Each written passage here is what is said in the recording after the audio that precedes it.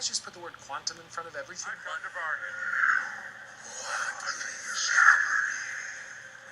Just as you gave Caecilius powers from your dimension, I brought a little power from mine. This is time. Endless looped time.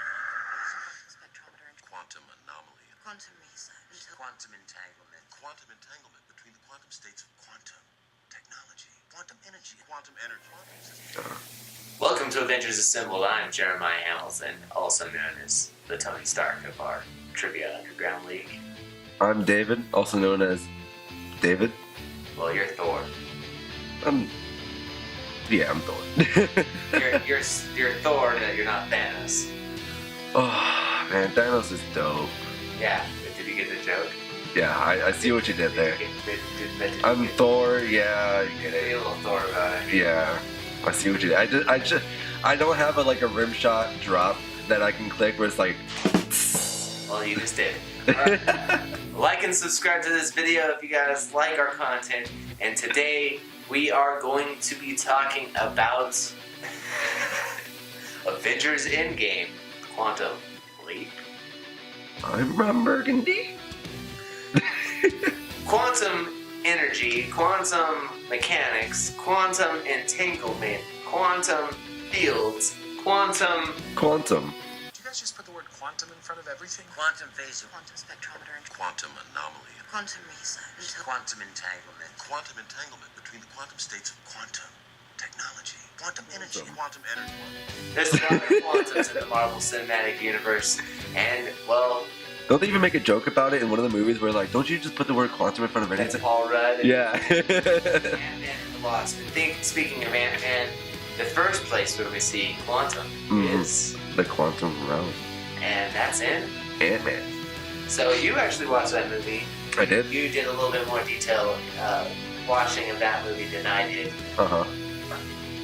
Do you think that would you say that the quantum realm is going to be involved in Avengers Endgame? Absolutely. I don't see how it cannot be involved in Avengers Endgame.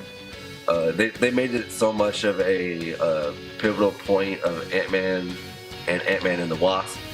And then you look at the preview for Endgame and you see Ant-Man pulling up to the Avengers headquarters in the same truck that they use at the end credit scene of Ant-Man and the Wasp. With the quantum Yep. tunnel in the back. Exactly. Quantum. So now they have a portable quantum tunnel to go into the quantum realm with the guy with the most experience of going in there. How is this not a part of Avengers Endgame? It does seem like that's his biggest power, and especially going up against a lot His of- experience? Yeah. Being in dealing with quantum energy and dealing with the quantum realm in general is kind of Scott Lang's thing at this point. Yeah. Besides going small and big, that's Ew. really the thing. Oh yeah. But I actually saw connections to this in a show called Agents of S.H.I.E.L.D. And in Agents of S.H.I.E.L.D., they actually introduced a character called Ghost Rider. You all know him from the comic books. Nicolas Cage. No, not that terrible Ghost Rider. Robbie Reyes. You still like Ghost Rider. Italian? No, You don't get the reference? no. Oh, I've seen the movie. Oh, that's why. There was 4 people watching this video that laughed. Yeah, because that was terrible. The real Ghost Rider for the Marvel Cinematic Universe, however, took place in Marvel's Agents of S.H.I.E.L.D., where he's dealing with his uncle, who actually has gained the power of the dark energy from the quantum realm? Or quantum energy. He gets quantum energy From the... from the dark dimension, and it's weird. Basically, the way that everything goes down, it's a setup to try to tie in Agents of S.H.I.E.L.D. with Ant-Man, and also another Marvel Cinematic Universe hero, and that is... Doctor Strange. That's right, Doctor Strange. Well, and that makes a lot of sense because as soon as you said Dark Dimension, well, the only person in the MCU that has any experience with the Dark Dimension is Doctor Strange dealing with Dormammu. And how does he defeat Dormammu? Using a time loop. Right.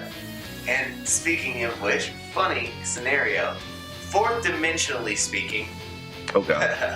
if you Yeah, okay, but imagine Imagine we lived in a two-dimensional existence, flat, just like a piece of paper.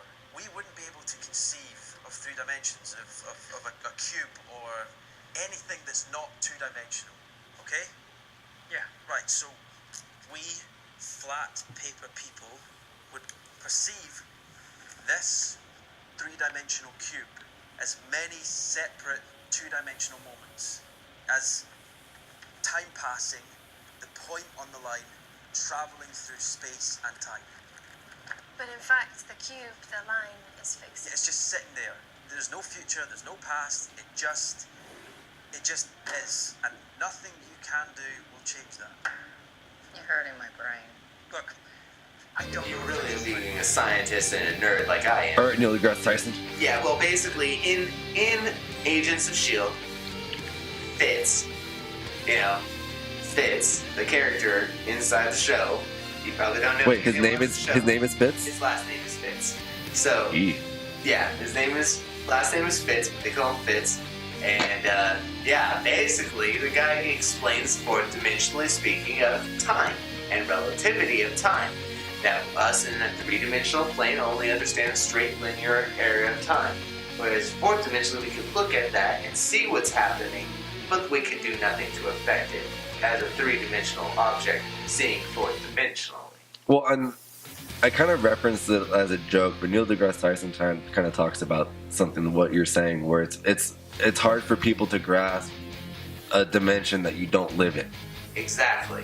And then, of course, quantum entanglement was dealt with the Inhumans earlier on in Season 3 of Agents of S.H.I.E.L.D., where a person could transport almost Nightcrawler status from one place to another using quantum entanglement, which we also see in a later movie, Ant-Man and the Wasp, Right. with Ghost. Right. So it sounds like all three of these things are becoming intertwined rapidly. And as they become intertwined, it only leads us to go one direction. Where the show, where the movies, and where they all end. Endgame? In Endgame? That would make sense to me. That part's gonna be so funny because you're gonna go Endgame, Endgame. It's the Endgame, Tony.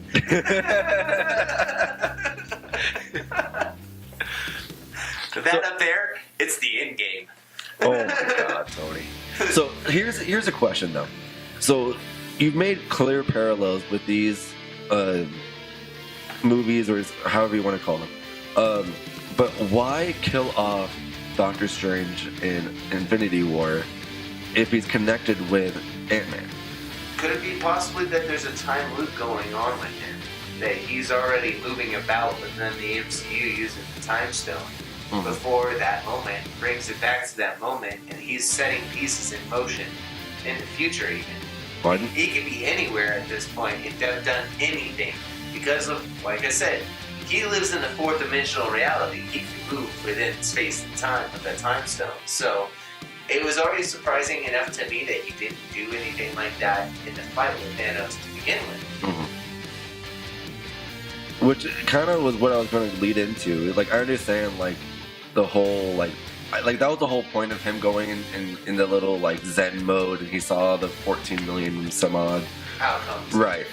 But am I the only person that thought, like, why didn't he do the same thing that he did to Dormammu with Thanos? Like, just take the same amount of time he spent looking at the different outcomes and just be like, alright, I've done this before, guys. Just go get some popcorn and see how this is done. Fear is that he has multiple Infinity Stones going up against his one. Right. That maybe the Reality Stone or one of those ones could counter it. And then he could end up just losing the stone that way instead because he's in the process of using it. Which is possible because he hasn't dealt with any of the stones except for the Time Stone, which has been in his possession for most of his MCU life. At this point, the only one who's had as much experience with a stone, though, at that point, is Tony Stark. Or Thor. I can see Thor having. But no, in that fight scene. Oh yes, you're right. Because if you think about it like that, he's dealt with the Mind Stone and he's dealt with the Space Stone. Right. He's the only one. Which, with that being said, looking at that fight, that fight right there, it tells me just how underpowered these stones are in the MCU. With one particular part that I'm thinking of, right before Tony gets stabbed, Thanos hits him with a beam, with the Power Stone and I forget what the other stone, but it was multiple stones at the same time.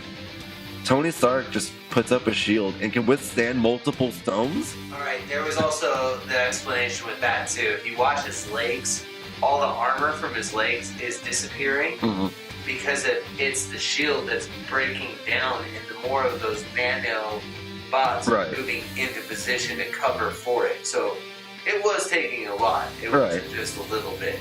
I just want to know, like, what kind of like diet is Tony on to be able to withstand taking a shot of a moon, getting hit with multiple Infinity Stones? Like, forget Tom Brady's diet. This guy's doing something right. Tony Stark and Trivia Underground League. Billionaire Playboy next philanthropist. month, by the way, guys, to watch us do a trivia battle for Marvel around the time and release of Captain Marvel. I'm so pumped. I am too. You're gonna be a little Thor afterwards. Yeah. Like and subscribe. I'm Jeremiah. I'm David. Do the thing. Put that up there. It's the end game. We're at the end game now.